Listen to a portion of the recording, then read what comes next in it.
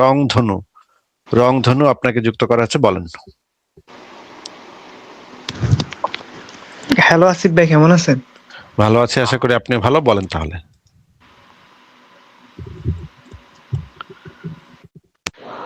বলেন। আহ, আমার একটা প্রশ্ন ছিল আর কি। হ্যালো। হ্যাঁ হ্যাঁ, বলেন। আসলে মানব সভ্যতার আগে থেকে যে ঈশ্বর বা ধর্মের যে ইয়ে আর কি ধারণা, ওখানে আপনার কি মনে হয় ধর্ম আগে নাকি ঈশ্বর আগে? মানব সভ্যতার আগে থেকে ধর্মের যে ধারণা, মানব সভ্যতার আগে কি ধর্ম বলে কিছু ছিল? একটু বুঝলাম না আসলে। মানব সভ্যতার আগে ধর্ম ছিল কিভাবে? না, আমার কথা হচ্ছে মানে যে ধর্ম যে বিষয়টা, ওইটার আগে কি মানে ঈশ্বরের ধারণাটা আগে ছিল কিনা আর কি। ঈশ্বরের ধারণাটা, হ্যাঁ, ঈশ্বরের ধারণা প্রাতিষ্ঠানিক ধর্মগুলোর আগে থেকে ছিল। ঈশ্বরের থেকেও পুরনো ধারণা হচ্ছে গিয়ে ভূত পেত্নীর ধারণা, ওই যে অলৌকিক সত্তা, এইগুলোর ধারণা আরো পুরনো। ঈশ্বরের ধারণা এসছে পরে পরে, একটু দেরি করে। কিন্তু অলৌকিক যে শক্তি, মানুষ তো আগে ভয় পেত, অন্ধকারে ভয় পেত, বাঘ সিংহ বা বন্য পশু পাখির কে ভয় পেত। সেই ভয় থেকে তারা নানা ধরনের গল্প বলতো তাদের বাচ্চাদেরকে।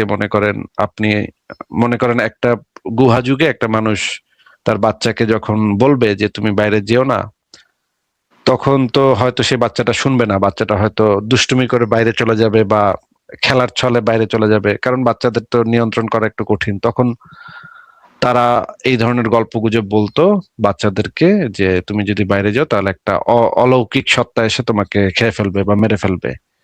ভয় দেখানোর জন্য তাদেরকে এই গল্পগুলা বলা হইতো। যারা সমাজের বড় ছিল, যারা সমাজের গুরুজন ছিল, তারা অন্যদেরকে এই ভয়গুলা দেখাইতো যেন সবাই নিয়ন্ত্রণের মধ্যে থাকে। কারণ সব মানুষকে, একটা গোত্রের মানুষকে বা একটা সম্প্রদায়ের মানুষকে নিয়ন্ত্রণের মধ্যে রাখাটা ইম্পর্টেন্ট ছিল। কারণ তারা গোত্র ভিত্তিক সমাজ গঠন করেছিল।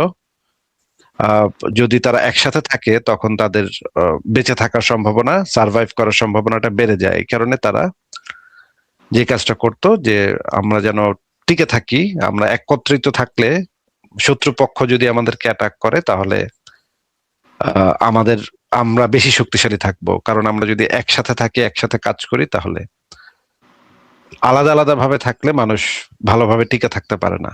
একা একা বা 5 জন 10 জন একটা পরিবার, এইটা মানুষ টিকে থাকতে পারে না। এটা টিকে থাকার জন্য খুবই প্রবলেমেটিক। একত্রিত হয়ে যদি একটা গোষ্ঠী গঠন করা যায়, একটা গ্রুপ গঠন করা যায়, সেই গ্রুপটার সার্ভাইভ করার সম্ভাবনাটা তখন বৃদ্ধি পায়। এই কারণে একটা গ্রুপের ভিতরে তাদেরকে নিয়ন্ত্রণে রাখার জন্য নানা ধরনের গল্পগুজব সেই সময় প্রচলিত হয়েছিল। সেগুলো হচ্ছে অলৌকিক সত্তা, ভূত পেতনি, বা মানুষ স্বপ্ন দেখতো তখন। হয়তো একজন মানুষের প্রিয়জন মারা গেছে, বাবা মারা গেছে, মা মারা গেছে, দাদা মারা গেছে, তখন তারা স্বপ্ন দেখতো যে তার বাবাকে একদিন দেখলো যে স্বপ্নে সে গুহার ভিতরে ঘুরতেছে। বা বাবার হয়তো একটা প্রিয় অস্ত্র ছিল, সেই অস্ত্রটার আশেপাশে সে তার বাবাকে একদিন স্বপ্ন দেখতে পেল।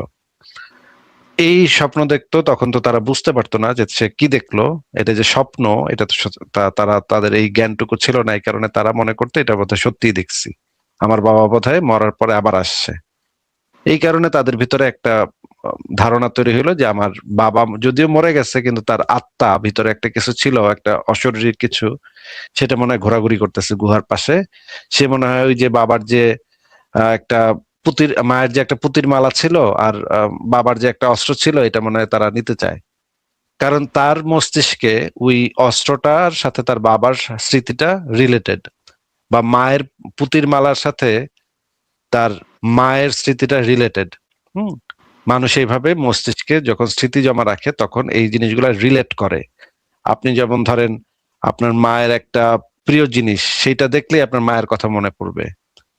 বা মাকে দেখলে অনেক সময় সেই মায়ের প্রিয় জিনিসটার কথা মনে পড়বে, কারণ আপনার মেমোরি ওই এক জায়গাতে সেভ করছে সবকিছু।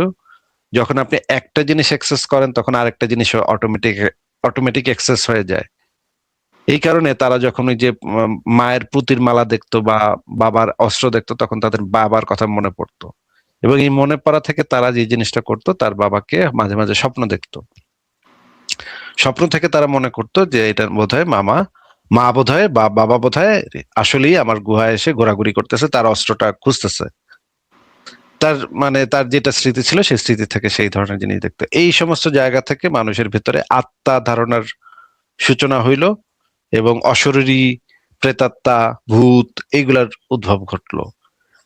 এই জিনিসগুলা ছিল অনেক পুরনো দিনের। এরপরে ঈশ্বর নামক যে সত্তা, সেগুলোর মানে জন্ম হয়েছে আরো পরে। আত্মা ধারণাটা আরো প্রাচীন, আত্মা ধারণা বা অশরীরী সত্তা, এইগুলার ধারণা আরো প্রাচীন। এগুলা আহ যে যখন মানুষ একদম গুহাতে বসবাস করতো, তখন মানুষ এই ধারণাগুলা মানে তৈরি করে মানুষের ভিতরে। পরবর্তীতে যখন তারা ওই যে মানে প্রাকৃতিক দুর্যোগ দেখতো, ভয়ঙ্কর ভয়ঙ্কর ঘটনা দেখতো, তখন তারা মনে করতো যে নিশ্চয়ই অশরীরী কোনো আত্মা এই কাজ ঘটাইতেছে। তখন তাদের ভিতরে নানা গোত্রের নানা দেব দেবী, নানা অশরীরী আত্মা, এক একটা গোত্রের এক একটা অশরীরী আত্মা তৈরি হইলো। পরে এগুলা থেকে আস্তে আস্তে মার্চ করতে করতে ওই যে একেশ্বরবাদ আসলো পরবর্তী সময়ে। এগুলা দীর্ঘ ইতিহাসের ব্যাপার। আপনি যদি চান, একটা বই আছে সেপিয়েন্স, বইটা আপনি পড়ে দেখতে পারেন। সেপিয়েন্স বইটার ভিতরে খুব হ্যাঁ, সুন্দর আসিফ ভাই, হ্যালো। হ্যাঁ বলেন। ওই বইটা আমি স্টার্ট করছি আর কি, sapiens a brief history of human kind, ওই বইটা আর কি। তো আপনি যেগুলো বলতেছিলেন এগুলো অনেকটা মিল আছে ওই বইয়ের সাথে। আচ্ছা, আহ, তাহলে তো ভালো হলো। আমি বইটা অনেক দিন আগে একটুখানি পড়ছিলাম, কিন্তু বইটা ভালো, বইটাতে অনেক ভালো জিনিস আছে লেখা। হ্যাঁ হ্যাঁ, বইটা অনেক আরো সুন্দরই বলতে আরো গেলে। আপনি পড়তে পারেন যে আহ, রাশিয়ান কিছু বই আছে, পুরোনো দিনের আচ্ছা আচ্ছা আচ্ছা। রাশিয়ান বই। প্রগতি প্রকাশনী, রাদুগা প্রকাশনী, এই প্রকাশনীগুলার কিছু বই আছে। একটা বই আছে প্রাচীন পৃথিবীর ইতিহাস, এই বইটা আপনি পড়তে পারেন। এই বইটাও বেশ আহ, ভালো কিছু ইনফরমেশন আছে, যদিও টেকনিক্যাল কিছু মিস্টেক আছে বইটার মধ্যে, কিন্তু পৃথিবীর প্রাচীন ইতিহাস সম্পর্কে মোটামুটি একটা জেনারেল আইডিয়া আপনি পাবেন। হ্যাঁ বলেন। হ্যাঁ, আসলে ধর্ম আর ঈশ্বর সব তো কল্পনার মধ্যে পৃথিবীতে আসছে, ওইটাই বলতেছিলাম আমি। আসলে মানে বই পড়া শুরু করছি তো, মানে বিভিন্ন রাইটারের, মানে এইসব সম্পর্কে জানার জন্য আর কি। খুবই ভালো কাজ করেছেন, বই পড়া ভালো। আরো জ্ঞান অর্জন করেন, আরো বই পড়েন। সংশয়.com এ অনেক পিডিএফ বই দেয়া আছে, আপনি হ্যাঁ, যদি চান সেগুলা ডাউনলোড আ- করে আ- পড়তে পারেন। হ্যাঁ, আসিফ ভাই, ওখান থেকে আমি অনেকটা পড়ছি আর কি। আচ্ছা, তাহলে তো খুবই ভালো। আর কি কিছু বলবেন রংধনু আপনি? হ্যাঁ, না না না, ধন্যবাদ। ঠিক আছে ভাই, থ্যাংক ভালো ইউ আসিফ থাকেন ভাই। তাহলে। ঠিক হ্যাঁ, আছে, আপনি বলেন। আপনাকে তাহলে বিদায় জানাই, তাহলে ভালো থাকবেন। পরের জনকে যুক্ত করি। আহ আচ্ছা, একজন আসে জিনের প্রমাণ দিতে। আমি জিনের প্রমাণ দিব, আপনাকে যুক্ত করা আছে, বলেন আপনি।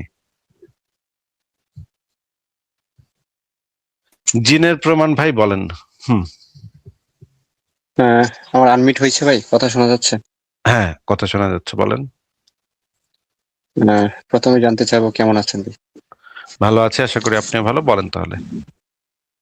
জি ভাই, সত্যি কথা বলতে জিনের প্রমাণ দিব না, ওইভাবে আরো একদিন লিখেছিলাম, আপনি যুক্ত করেননি তাই এভাবে লিখছি। অনেকেই জিনের প্রমাণ দিতে আসছে, আমি কিন্তু মোটামুটি আপনার লাইভ শুনতে শুনতে এরকম হয়ে গেছে। কিছুক্ষণ আগেও একটা লাইভ শুনতেছিলাম, তখন যা হইলো যে আপনার সবগুলো লাইভ মোটামুটি শোনা শেষ। এখন যেটা আসে সেটাই মনে হয় যে আমি শুনে ফেলছি। তো বুঝতে পারতেছেন যে আমি আপনার লাইভ কি পরিমাণ শুনেছি এই পর্যন্ত। তো এই লাইভ গুলো মাশাআল্লাহ, আসলে সুবহানাল্লাহ, আল্লাহ আপনাকে জান্নাতে নসিব করুক আমার লাইভ শোনার জন্য। হ্যাঁ, ধন্যবাদ ভাই। এখন কথা হচ্ছে, এগুলো শোনার পরে যদি একটা মানুষের মস্তিষ্ক ঠিকঠাক কাজ করে, তাহলে আশা করি ঈশ্বরের প্রতি বিশ্বাস চলে যাবে, আহ, মানে প্রমাণের অভাবে আর কি। তো সেরকম অবস্থা। আর আমার ভিতরে এরকম গুলো কাজ করে যেভাবে আপনি কাজ করতেছেন, আমারও ইচ্ছা হয় যে আসলে এইভাবে কাজ করি, কিন্তু আসলে এই দেশে থেকে তো আসলে এগুলো করা সম্ভব না। তো আপনাকে তো জিন পাঠাইছিল, বলছিল 1 সপ্তাহের মধ্যে জিন পাঠাবে, আপনার দাঁতের সমস্যা বলছিলেন, এখন কি দাঁত ঠিক হয়েছে ভাই? না ভাই, দাঁত এখনো ঠিক হয় নাই। ডাক্তারে বলছে যে আমার ইমপ্ল্যান্ট করতে হবে দাঁত। অ্যাপয়েন্টমেন্ট নিচ্ছি, এই 23 তারিখে অ্যাপয়েন্টমেন্ট। আমি দেখি দাঁতের ডাক্তারের কাছে গিয়ে ও একটা কি যেন লাগাই দিবে, মানে পার্মানেন্ট একটা সলিউশন করে দিবে। এখন মানুষ কিন্তু ওইভাবেই বলে যে আসলে আপনার এই সমস্যাটা হয়েছে, ওইটা ওইভাবেই করা হয়েছে, আপনি এখন মানেন আর না মানেন। তো আসলে আমরা জিনে আসলে সব রেখায় দাঁতের ভিতরে ঢুকলো, সব রেখা তো বড় হাত পা ছিল, সেগুলো রেখা দাঁতের ভিতরে ঢুকলো কেন ভাই? সেটাই তো, এখন আমাদের সাথে তো আসলে কথা বললে পাওয়া যায় না। যেমন আজকে আমাকে একজন একটা উদাহরণ দিচ্ছিল।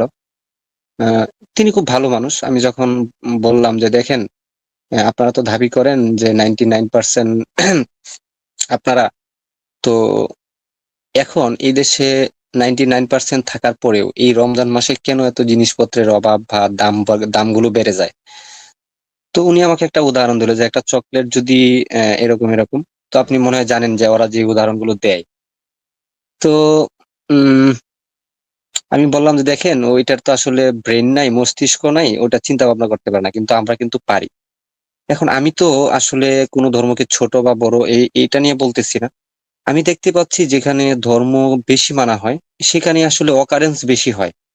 আমি এই জিনিসটাই বুঝতে পারি না। তাহলে আমি যদি মনে করি যে ভালো কাজ করব, তাহলে তো ওই গ্রন্থ ছাড়াই আমি বুঝতে পারি যে এই কাজটা ভালো এবং খারাপ। তাহলে আমার ওইটার কেন প্রয়োজন? আমরা কি পারি না সবাই যে ওইটা একটা সাইডে রেখে আমরা কিন্তু নিজেদের ব্রেন ব্যবহার করে, হ্যাঁ, শিক্ষা নিয়ে ভালো কাজ করতে পারি? তাহলে আমার ওইটার কি প্রয়োজন হয়? এখন আসলে আমরা তো যেকোনো একটা দেশে থাকি, সবার সাথে থাকি, যে মা বাবা জন্ম দিছে তারা যে ধর্মে আছে সেটা পালন করি। কিন্তু এটাকে কট্টরভাবে পালন করতে হবে, তার জন্য মারামারি করতে হবে, এই জিনিসটা আমার মাথায় ঢোকে না ভাই। আচ্ছা,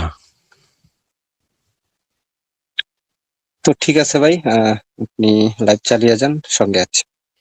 ঠিক আছে ভাই, ভালো থাকেন। তাহলে আপনাকে বিদায় জানাই আজকে, আবারও কথা হবে নিশ্চয়ই ভবিষ্যতে।